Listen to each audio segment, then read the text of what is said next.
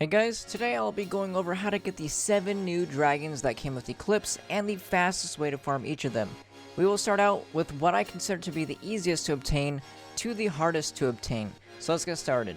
The first dragon I'll be going over is Petalura, the Floral Dragon. It requires 5 Floral Dragon Egg Fragments, which are obtained by harvesting sunlight bulbs. The easiest way to farm these fragments are to go to the Elite Adventurer's World and look for the large Peaceful Hill biomes indicated by the flower icons on the map.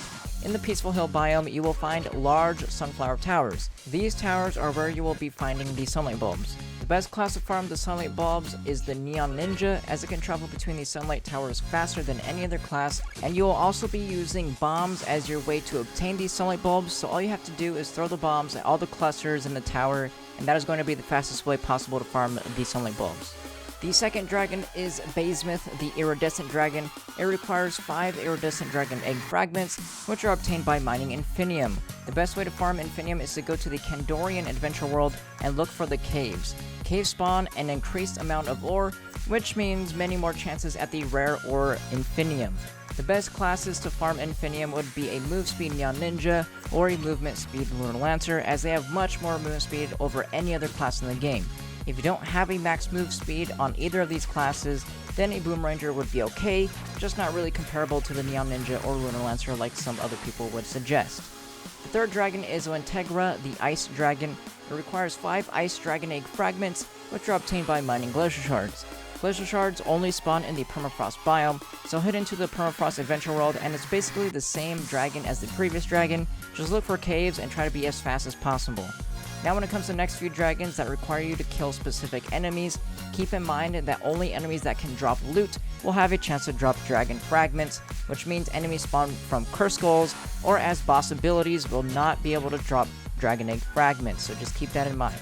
So going on to the fourth dragon is going to be Arachnophon, the Spinner Dragon. It requires 5 Spinner Dragon Egg Fragments, which are obtained as a rare drop from spiders. The best place to farm spiders is in the Feywild's Adventure World. You want to just go around and kill the enemies outside of the dungeons, and you can either go in a giant loop around the biome, or if you find a good enough spot, you can go in a circle as enemies will respawn after a couple minutes, and you can memorize exactly where each enemy spawns, which will just speed up your kills per hour. The best class to farm enemies is the Shadow Hunter with its class gem. When testing the Shadow Hunter versus the Neon Ninja, the Shadow Hunter nearly doubled the amount of kills per hour compared to a fully built Neon Ninja.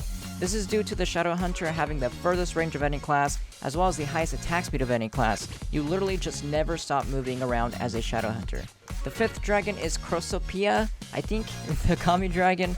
It requires 5 Kami Dragon Egg Fragments, which are obtained as a rare drop from robots or from Shadow Vaults. The best place to farm these fragments is the Neon City Adventure World. Again, all rules from the previous dragon apply to this dragon, so just take the same method and use it in the Neon City biome. The sixth dragon is Maraldus, the Preserver Dragon. It requires 5 Preserver Dragon Egg Fragments, which are obtained as a rare drop from dinosaurs in the Jurassic Jungle biome.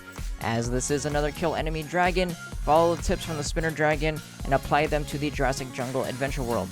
I did find that if you can find a canopy version of the biome, there are a lot more dinosaurs that spawn on the bottom of the trees and the top of the trees, more than the marshes. And finally, the 7th dragon is Endorian, the Voidwalker Dragon. It requires 50 Voidwalker Dragon Egg Fragments, which are obtained from Shadow Caches. This is by far the hardest dragon to obtain in the entire game that isn't time gated, as it is a rare drop from Shadow Caches and currently costs around the same price as a Gonda in terms of how many Shadow Caches you need to open to get the 50 fragments. I did just make a video on how to farm Shadow Shards, which are the currency you use to craft these Shadow Caches, which you can find in the top right card or in the description below. But all this dragon is about is opening tens of thousands of caches and hoping for the fragments, so that's as far as I can go with the tips. One last tip I want to give is to try to combine as many methods as possible. What I mean by this is, do not start farming just the Infinium dragon as your first dragon. You're going to be finding a bunch of Infinium while farming up the other dragons, which means while you farm for, say, Maraldus, the dinosaur dragon, you'll be getting iridescent fragments from all the Infinium that you come across while farming the Dino Dragon in the Jurassic Jungle biome, which is basically just killing 2 birds with 1 stone, and just becomes a much more efficient way to farm all the dragons. But that is going to be it for this video. I did want to try to cram all the dragons into one video instead of separating them into 7 different videos, just because, as you saw, most of the dragons you can just quickly glim over as they are the same methods as other dragons, and I didn't feel like it would be appropriate to just separate them all into like 1-minute videos each. So I hope you guys enjoyed the all-in-one dragon video guide. If you enjoyed the video, make sure you give it a like, and if you haven't yet, click that subscribe button plus the bell next to it so you can be notified whenever I upload a video. If you would like to further support the channel, make sure to check out my Humble Bundle affiliate links in the description below. I hope you guys enjoyed the video, and I'll see you guys next time.